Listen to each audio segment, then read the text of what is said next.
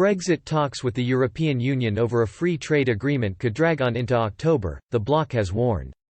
Ahead of the seventh round of talks, the European Commission said the future relationship with Britain must be completed before Halloween at the latest. Echoing previous warnings by Michel Barnier, his spokesman said, "We want a deal, we want to have an ambitious and fair partnership with the UK, and that we must come to an agreement in October at the latest. This week, and over the coming weeks, we will remain constructive, we will remain engaged and respectful with the UK negotiating team in order to reach a deal."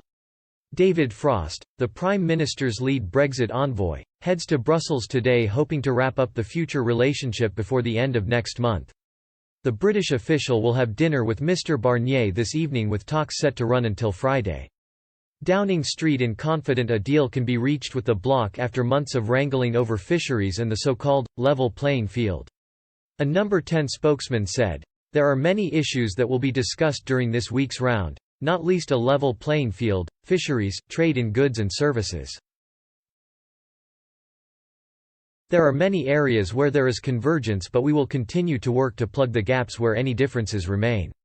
Our assessment is that a deal can still be reached in September."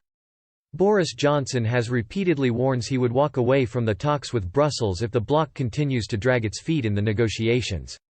He has also insisted any UK-EU agreement must hand the government complete control over future policy decisions and access to Britain's fishing grounds.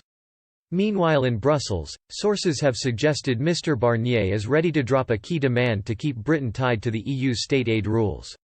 The Frenchman is understood to be ready to soften his demands for the UK to maintain the bloc's laws governing tax breaks and state subsidies. He had been ordered by member states to force Britain to align to Brussels' anti-competition regime. But European sources have claimed establishing a common approach between both sides for state aid policies could allow Boris Johnson complete control over Britain's system.